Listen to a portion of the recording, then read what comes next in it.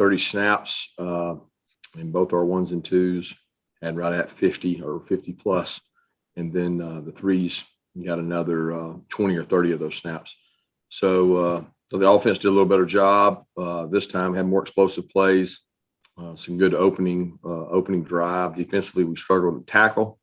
And I thought we actually tackled better the last scrimmage than we tackled this scrimmage, which is not usually the way it goes. You know, the more you tackle, you get good at it. And we struggled a little bit with that today. So I think it's something we can really work on, hone in on. And all in all, pleased with the scrimmage, but we've got some communication things we got to work on, getting plays in on time on both sides of the ball, special teams. That stuff wasn't probably as clean as the last scrimmage. So we got to figure those things out. But I was excited the way the guys competed. Today kind of ends what I consider to be our camp. You know, we've gone in spiders more this camp than we ever have before. Some by NCAA rules and some by choice. But I'm pleased with where our guys are. I'm pleased with the attitude they've had. And we're going to take a day off tomorrow and some of Monday and get back to work Tuesday. All right, let's get some questions. Let's go to Jake Rowe, and then we'll go to Anthony Dasher. Kirby, how would you say that things are shaking out at the star position with, you know, injury wise? I mean, I know Tyke's, you know, banged up there. Who's working there besides Latavius? Brenny's working there. We've got linebackers working there. We've got a couple other DBs working there. So I feel really good about the play of Brenny from the bowl game. You know, Brenny's played that his whole entire career since he's been here. Poole's played a lot of that, and we've got several guys working there. Hey, Coach, this may be a better question. I don't know until after the first game, but with the two scrimmages in the book, how much of what the team's offensive identity will be are you able to gauge right now? Yeah, I think it's some of that's dictated by who the defense is, right? Like we want to dictate to the defense what we do, but at the same time, some of what they do matters. You know, if they, you know, every defense we play will be different. There'll be 3 down fronts, 4 down fronts. There'll be big, small, experience in this level, experience on that level. We want to take advantage of what they give us. So I don't know that we can identify what we want to work on, but we're just trying to figure out who the best football players are, not the guy that knows the signal the best and can go execute. We're trying to figure out who the best football players are, and that's been our intent in 2 scrimmages, is not to go out and trick the defense. We're going out to play fundamental football, and now it'll become a little more scheme, because we got to figure out exactly what each guy can do and what he does well and who we want to become. Okay, let's go to Chip Towers and then to Mark Weiser. Yeah, Kirby, I wanted to ask you specifically about Lewis Seen. He just seems like a really interesting guy. He's personable guy. When we watch him, we also see him knock other guys out and knock himself out sometimes playing safety. You're an old safety. Can you give us a little background on finding Lewis in Texas? And he seems like he's been a pretty solid part of that secondary since he showed up. Yeah, Lewis is a special talent. He has extremely good speed. He has extremely good toughness. He's got good ball skills. He's got size. I mean, when you design a safety, I mean, he's got all the qualities when it comes to it. And he's really been a student of the game. You know, he came in as a raw talent that had played, you know, up in Boston in his high school, and then moved to Texas and bounced around. And, you know, he never really learned a scheme where he learned how to play the position. And he's really grown at that. He's playing multiple positions now for us, free, strong, and playing the money position. So he's been able to do a lot of different things athletically, and he's tough and he's fast. And he is an interesting kid because his motivation is his daughter, his family, his father, his mom. And he spent a lot of time outside of football working on his career. He's been very adamant to me that his career after football and making sure that he's good and making smart investments when he does make money, that's more important to him than anything. And he's done a lot of internships to kind of better himself. Appreciate that. Kirby, can you update us on John Fitzpatrick, Reed Gilbert, Don Blaylock in terms of how they're doing? And then piggybacking off that, how do you feel about your team 2 weeks away from the opener in terms of players that could be available for a tough matchup? Yeah, we're hopeful to get all those guys back soon. So that's the plan, really, on all the guys that are injured. I mean, we don't have a injury that there's guys out for a long amount of time. We're hopeful we get all those guys back. I mean, every one of them is day to day, and some of the ones you mentioned can practice now and are practicing. So each one's a different situation, but I expect to be full tilt when Clemson comes, when it comes time to play them, because I mean, we had more guys healthy today than we did the last scrimmage, and we're in good position there. Okay, let's go to Dean Legge and then Seth Emerson. Kirby, at the offensive line, where are y'all with that? And at what stage do you need to start settling into the 5 that you're going to go with? We've really settled into the 5 that are repping with the ones. We just rotate to get depth and rotate guys around. There's still good competition going on at tackle. It's good competition going on at center when Warren's been healthy to practice since his return from the injury. So he's been able to practice some and do some things. And then Schaefer and Tate have been primary at guard, but we've shuffled some guys around at guard to get different guys in there. So, I mean, I feel good about our depth at our offensive line. And, we still got time to determine who the starting 5 will be in terms of the tackles. But it's not like we're out there doing musical chairs. I mean, they play 20 plays one way, and then they might play another 20 another way just to get the best guys on the field. Kirby, I guess as we go around the field, at cornerback, I guess Darian was back today. How are things looking there, competition with Amir, and how's Keeley coming along and anybody else coming along in that competition? Yeah, Jalen Kimber, Kamari Lassiter have done a really good job. Nylan and LC continue to work. They're working with the corner position. DK, Keeley, and Amir Speed and Jalen Kimber bring us the most experience, those 4 guys. Kamari is obviously the youngest, but he's worked all over the place. The guy's played almost every position on the field, and he's a bright young player that has good instincts, and we got to find a home spot for him to get him more reps and ready to play. But all those guys have done a great job. All right, let's go David Pascal and then Jeff Schultz. Kirby, I know I'm asking you a question that can change in 15 minutes, but when you think about a couple of weeks from now, hotels, meals, bus rides to the stadium, how similar do you envision this experience in Charlotte to be compared to Arkansas, given, pandemic's still around, or do you think it'll be closer to more normalcy, like going to Nashville a couple of years ago to open a season? We're pretty secluded. We don't get around a lot of fans. We're not around a lot of fans. Our travel is just us. That's not going to change. Our hotel is just us. We're partitioned off from the crowds and the people. So there's not a lot. The biggest difference is the vaccination, obviously, and that doesn't make you foolproof. And we would never do that anyway. So the same precautions that have been taken will still be taken. The biggest precaution is the vaccination. And we've got a large number of our guys vaccinated, and we want to protect against that. But I think there's maybe a misnomer out there that it wasn't a lot that different last year because we were secluded, but we're always secluded. So that's going to be the case when we travel, and that's going to be the case when we're at the hotels.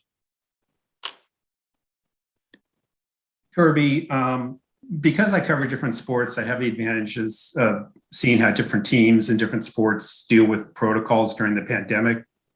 All 3 pro sports teams and 3 out of 4 FBS teams in the state are allowing in-person interviews right now, Georgia being the exception. I'm just curious, is there some reason other than health concerns that the media has been shielded from in-person interviews for months other than the one day at SEC Media Days? Because all these other teams are in the same state dealing with the same circumstances right now. Yeah, the first thing I'd say to that, Jeff, is I defer to the medical staff here. And Ron Corson and his staff met on that, talked about that.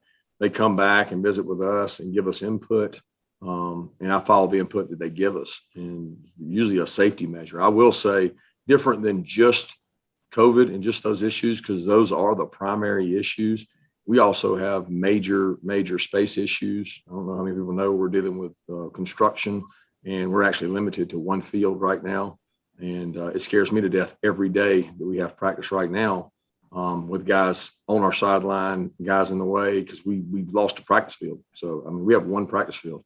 But when you throw that combined with COVID, it's a real situation for us. And I know you can say, well, other people are handling it different ways. I defer to Ron and his staff, and it's something that we evaluate each week. It's not permanent. Right now for us, it's the decision we feel like is best for us. All right, let's go to Allison, and then we'll go to Connor Riley. Hey, Coach, following up on the vaccination. Last time we talked, you said you're at 85%. I was just curious, what's your percentage now? And seeing that the Falcons are at 100%, they were the first NFL team to be 100% vaxxed. Do you think that might help motivate your players to? You went in and out some there, Allison. We've been over 90 for quite a while. So we've been over 90%. For some time now, not 85, but I don't actually know the exact number right now because our percentages change based on who's on our team. And we've had an influx of kids when school started that were walk-ons that came back and joined us. So I'd be inaccurate to say if I knew exactly what the percentage was. I saw the 100% by the Falcons, and a lot of credit to them. And ultimately that's our goal. But we're not there yet. Hey, Kirby, I wanted to ask you about the progress that Marcus Rosemy-Jacksain has made, both in terms of recovering from injury and where he might be ahead of that Clemson game, along with, Arian Smith and Justin Robinson, your other 2020 wide receiver signees. Yeah, each one of those guys has had a competitive, tough physical camp. Each one has a different skill set. So Marcus Rosemy-Jacksain is a tough contested catch guy. He works so hard day in and day out and gives you everything he's got. He's a really good special teams player. Justin has taken on a little bit more ownership in terms of, I'm going to be able to help this team and have a role in this team with its special teams as a wide receiver and doing other things. And he's getting better. And then Arian, coming from track, he missed some of the summer workouts and he had to shut him down and not do everything. He's bounced back. He's been battling a couple injuries here the last couple of weeks. He's had some turf and toe injuries, a toenail that got stepped on and was just bad, really bad. But he's missed a little time. But they all three have a different skill set, and they all three are competitors, and they continue to grow, and they're in that receiver rotation. All right, let's go see if Emily has a question, and then Mike Griffith.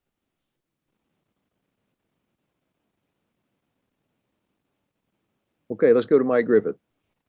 Coach, I want to ask you, I know it's every fall is a different challenge. How do you know when enough is enough? And as far as pushing guys, I know all these practices are scripted, but when you know to let off the pedal or when to go to the pool or go to the movies or when to push, how do you gauge that?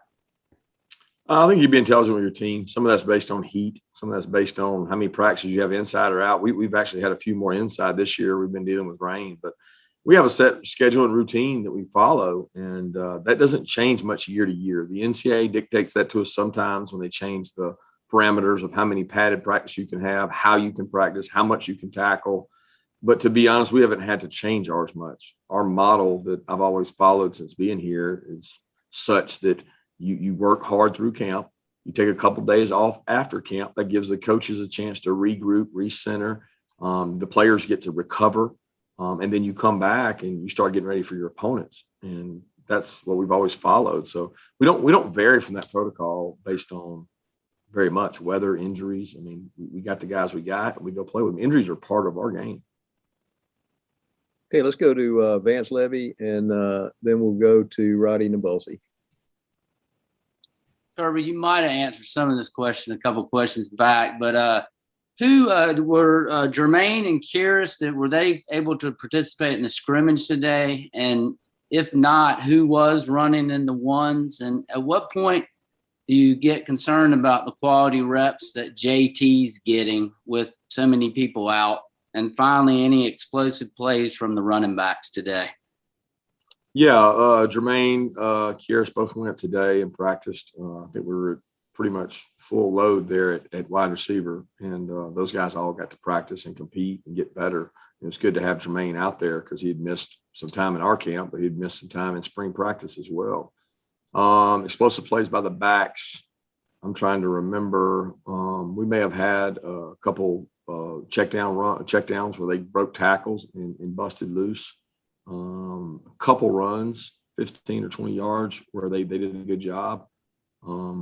And then the last part of your question was, JT getting rhythm. I mean, JT's had, for the most part, he's had pretty good rhythm with the guys. I mean, you can make excuses all the time, but people are injured in football. So you go play with the guys that are out there. They got to throw all summer, so all the guys were out there all summer, and we've had a few guys in and out during camp, but I don't know any team in college football that doesn't. in terms of some guys in, some guys out based on pulls, ankles, being banged up. All right, let's go to Palmer and then back to, I want to check on the red and black. If we have a red and black, we'll take a question there, but go ahead, Palmer. Yeah, Kirby, what what kind of development have you seen from Brock Bowers already in camp, and what kind of expectations do you have for him and the opportunities that might be ahead of him if Darnell is banged up? Brock's been a good player since he got here. You know, he came in the spring. He was probably swimming some in the spring. He's accelerated his learning. He's competitive. He works his tail off every day.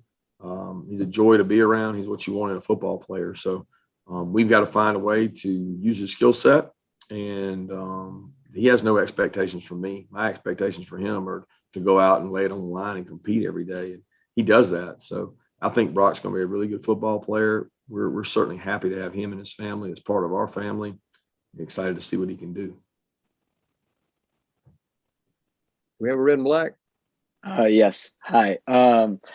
So obviously, Kirby, classes are returning to in person, and other than really encouraging your players to get vaccinated, is there any other protocols in place to maybe protect players from contact outside of the team? Yeah, with classes going back to full measure, you know, our campus is as crowded as it ever has been. There's more people on our campus than there ever have been. So the efficiency for our players in terms of getting to class, being on buses, interacting with a student population that may not be same vaccination rate that our team is, it's a concern. You know, it worries me because our guys are exposed to that. So we're trying to do everything we can to not expose them to any greater risk and allowing them to go to class because they have to go to class. You know, we can't put every kid on our team in online classes and do those things. So we're trying to minimize those risks as much as we can and educate our players and try to stay healthy when it comes to COVID. Okay, let's go to Jake and then Blaine.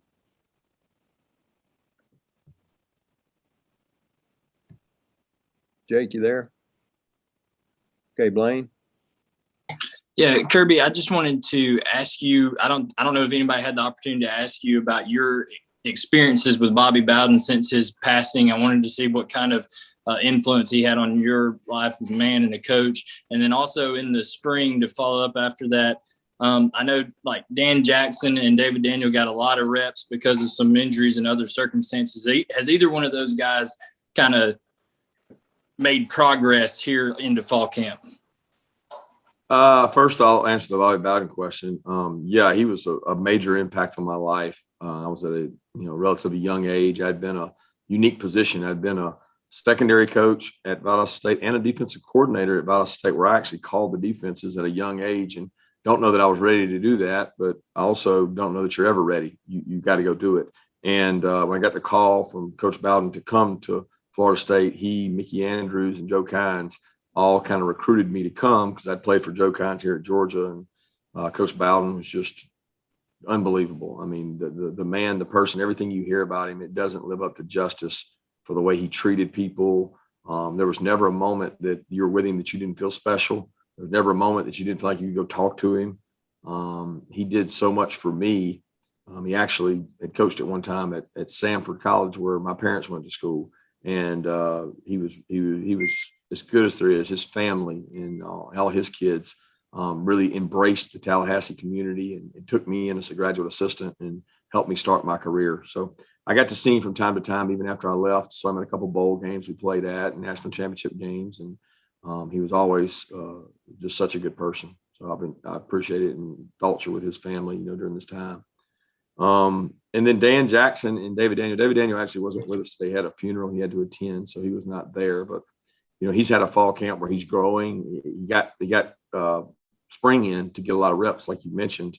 But he's still growing to help our team because we don't have much depth at the defensive back position. And he's a guy that could have to be thrust into playing time because we had that happen last year. In the Florida game when Lewis got the targeting, we had to stick a safety in there that had not played much, and David could easily be that guy. But Dan Jackson has done a real good job. He's one of the toughest, hardest working young men. I think everybody on the team respects Dan Jackson because of the way he works, and he's going to be able to help our team this year. Okay, we got time for one more question. Let's go to Roddy. I think I jumped in front of him there. Go ahead, Roddy. Kirby, if you would, I need two things. Can you give me a play-by-play of how your thoughts went through your mind when you went off the high dive at the Ramsey Center? And then second, if you could kind of tell us about what you've seen from two of your more highly touted offensive line signees, and Amarius Mims and Broderick Jones over the fall camp. Yeah, both those guys are talented players, everything they're advertised to be. I think, unfortunately, so many people think so much of guys and they get rated by you guys and so many people to be so high. It's hard to live up to that expectation. But they're talented. They're very talented. They work hard. They're both great young men. They're having good camps. You know, Amarius has missed some time, so it's been a tougher progress for him, where Broderick has been healthy. He's been competitive. He's played left and right tackle, and he's gotten better. And Amarius is getting better, but he hasn't been. He's had some lower back issue spasms. He's had to sit out of some practice time, but not necessarily a whole practice. So he hasn't got the reps. You just need reps, and you need lots of reps. And he's going to grow into being a really talented player. I'm excited about both of them in terms of where they're going. And they're in the conversation right now at tackle, at both tackles. And then back to the high dive, I had no intentions, but at the point where I got called out, I got a little peer pressure, and there wasn't a lot of options once you got up there, and a lot of regret. I can promise you that. I will always land on my feet and not anything else, because I was sore for about 3 days on my fanny. I will not be doing that again. All right, with that, we'll close out. Thanks, everybody. Thanks, Coach Smart. Thank you, guys. Have a great day.